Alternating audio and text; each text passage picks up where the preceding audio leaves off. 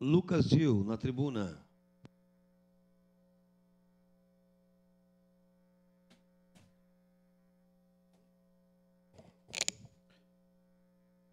Bom dia, presidente, nobres colegas, todos que nos assistem. Hoje, dia 24 de agosto, lembramos de Getúlio Vargas. Não sou professor de história, né, professor Lucas, mas hoje é um dia importante para a gente lembrar dos feitos deste grande estadista Getúlio Vargas. Peço vênia aos colegas por fazer uma leitura do histórico dele. Getúlio Dornelles Vargas, nascido na cidade de São Borja, em 19 de abril de 1882, foi um advogado e político rio-grandense que liderou a Revolução de 30, que acabou colocando fim à República Velha e à política do café com leite. Governou o Brasil durante o governo provisório, em 1930 a 1934. Depois, como presidente do governo constitucional, de 34 a 37, seguidamente, depois como presidente do Estado Novo, de 37 a 45, totalizando, então, 15 anos de governo sem interrupções. Acabou renunciando ao cargo em 1945, com a queda do seu regime. Acabou retornando ao poder como presidente da República em 1951, através do voto direto, sendo, então, o primeiro presidente brasileiro a ser eleito democraticamente. Se suicidou, então, em 1954, com um tiro no peito, antes de finalizar o seu mandato, após sofrer uma forte pressão da oposição política. Dizer que Getúlio Vargas é considerado o fundador do trabalhismo, movimento político atualmente defendido por diversos partidos no Brasil, inclusive o PDT, Partido Democrático Trabalhista. Quando possível, uma parte, vereador. De imediato. Obrigado, vereador Lucas Gil. Parabenizar o senhor pela lembrança, né? Hoje, 24 de agosto, é o dia do passamento de Getúlio Vargas, gaúcho de São Borja, e uma figura histórica sem igual na história do Brasil, né?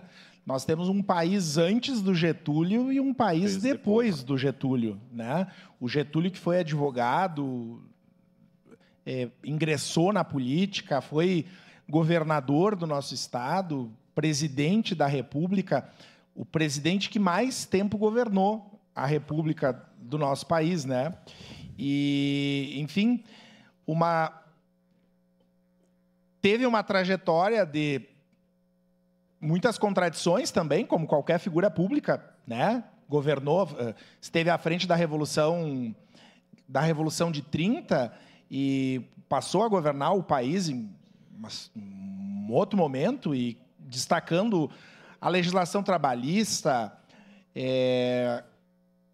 uma série de conquistas, né, que partem, o voto feminino, enfim, são muitas as contribuições que o Getúlio deu ao longo dos seus governos para questões que, para nós, são naturalizadas, a justiça eleitoral, por exemplo, né? E tantas outras. Então, parabenizo o senhor pela lembrança. E só para concluir, duas questões.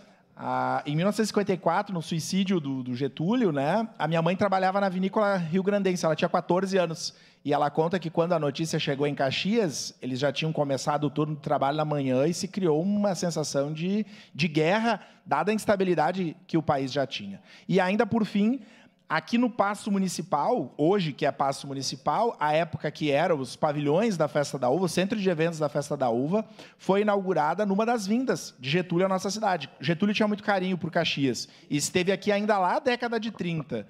Então, que bom que o senhor trouxe essa lembrança dessa figura histórica tão importante para a nossa cidade, para o nosso estado e para o nosso país. Parabéns, vereador Lucas Gil. Obrigado.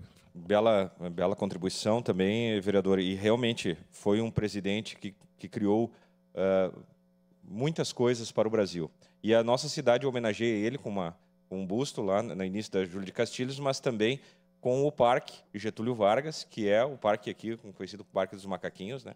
Além da escola, Presidente Vargas, enfim, tantas outras menções e lembranças. Mas gostaria de destacar, assim como destacaste, a criação do voto e a instituição do voto feminino, mas dizer que no governo provisório ele criou o Departamento de Correios e Telégrafos.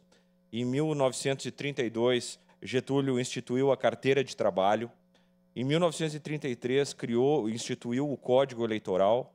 Em 1939, o Conselho das Águas.